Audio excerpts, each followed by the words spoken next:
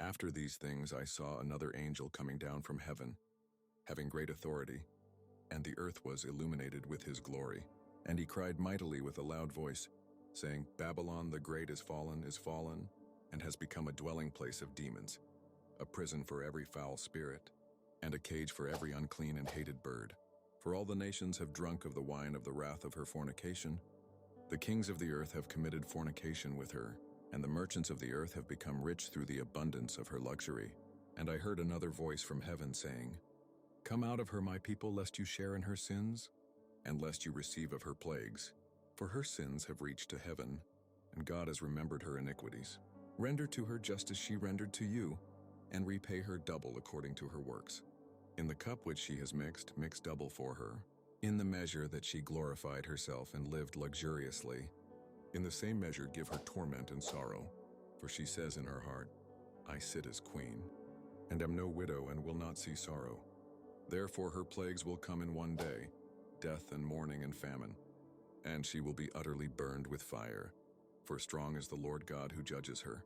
The kings of the earth who committed fornication and lived luxuriously with her will weep and lament for her, when they see the smoke of her burning, standing at a distance for fear of her torment, saying, Alas, alas, that great city Babylon, that mighty city, for in 1 hour your judgment has come. And the merchants of the earth will weep and mourn over her.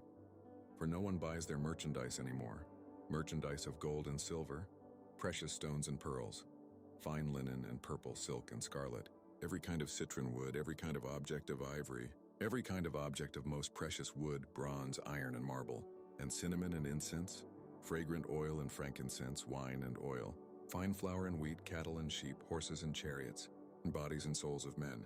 The fruit that your soul longed for has gone from you, and all the things which are rich and splendid have gone from you, and you shall find them no more at all.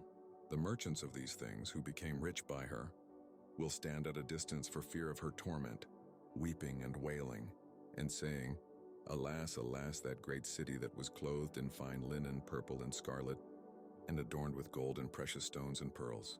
For in 1 hour such great riches came to nothing.